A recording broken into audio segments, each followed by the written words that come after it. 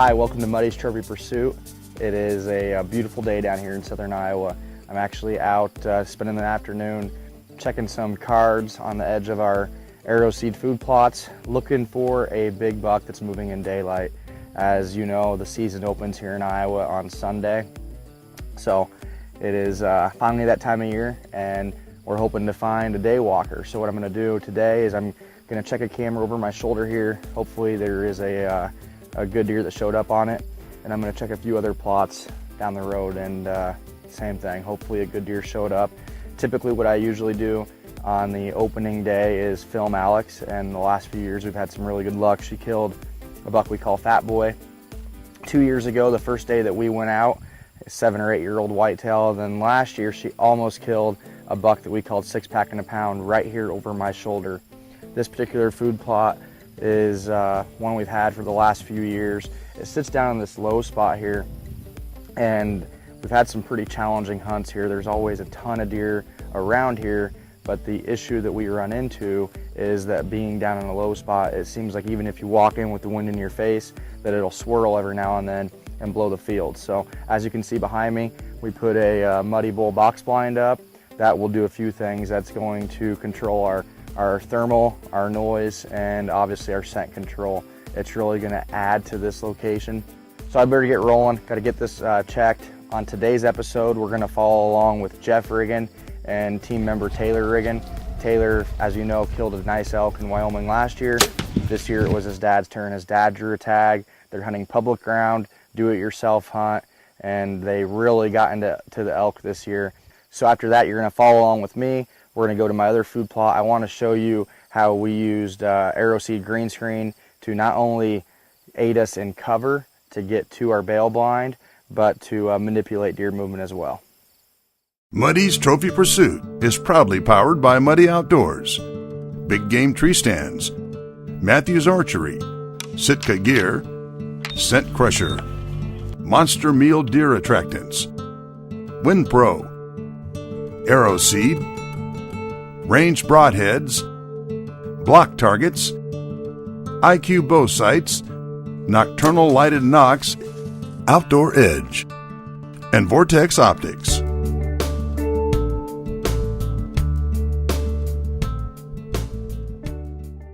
Hey guys, it's the end of September here in Iowa. Before you know it, we will be in the tree stand hunting whitetails, and it's that time of the year that we've all been looking forward to. But in September, this last week, my dad and I were able to make it out for a quick elk hunt in Wyoming. It was a DIY elk hunt in the Bighorn Mountains, and we were able to get into the elk right away. I've got a buddy out there, Patrick Higgins, who really helps out a lot on finding the elk and getting us into them. So we got into them right away, and it was a lot of fun. My dad's not a big fan of cameras, but we're going to go ahead and air this footage anyway. Sorry, Dad.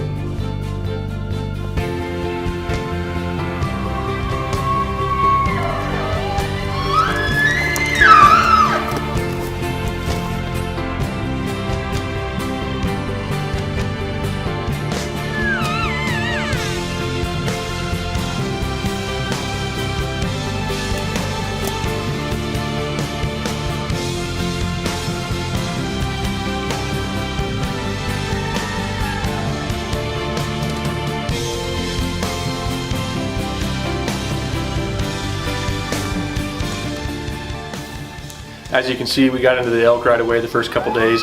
It did slow down and get a little bit tougher to find them right after that, but the evening of the third day, we did go after a bigger bull that Patrick had seen earlier in the week. And it was kind of a bust of a hunt, but on the way back to the four-wheeler, we did get into them and we got in front and we were in place ready for them as they were moving out to feed.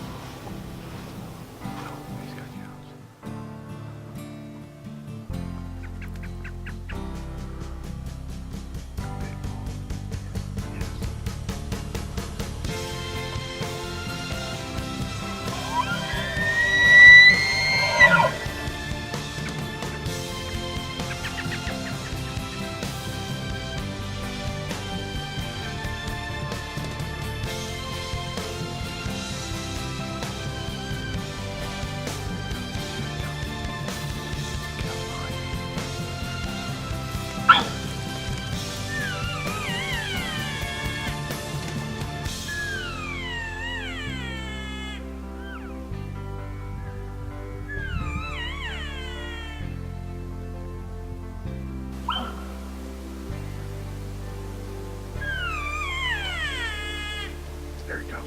Too far. Okay. That's 50 plus. Yeah.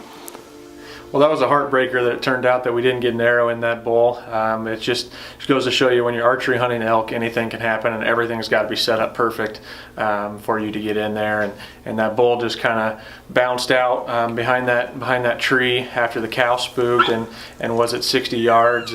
And you know what? That's a pretty long shot when they're moving. And I applaud my dad for letting down and passing on that kind of marginal shot that he wasn't comfortable with. So with a pretty good cold front moving in, they were predicting rain and 12 inches of snow.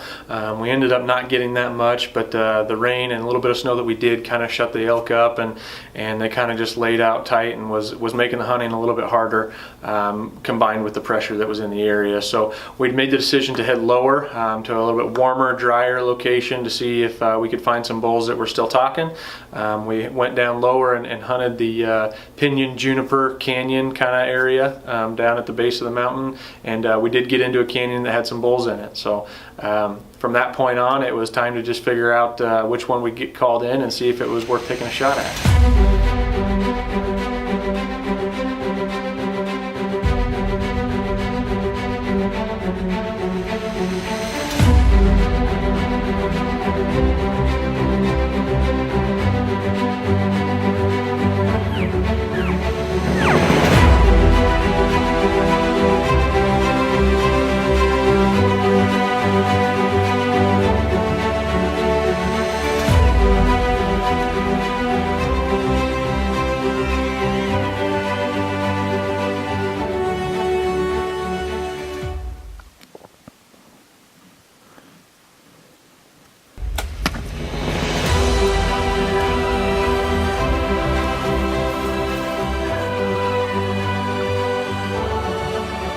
Let's go down.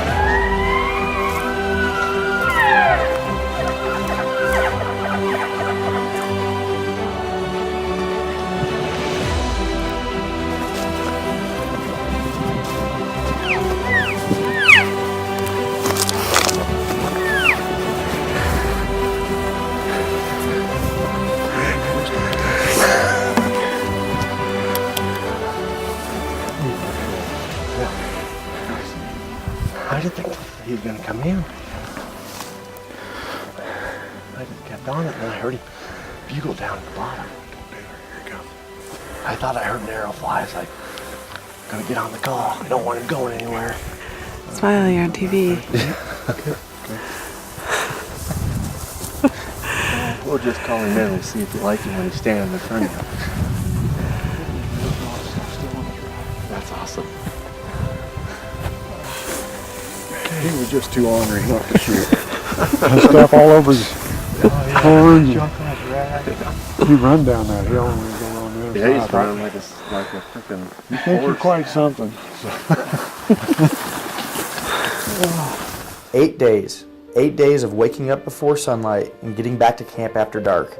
8 days of hiking up and down mountains, through streams, and various other obstacles. 8 days is what it took for Jeff to finally fill his Wyoming elk tag.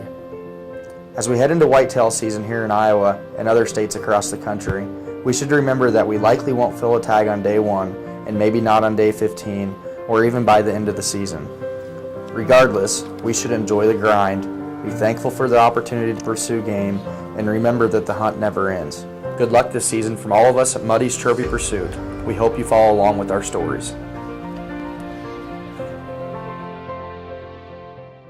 So that's 2 years in a row now that the Riggens have kicked off our fall season here at Trophy Pursuit with an awesome elk hunt.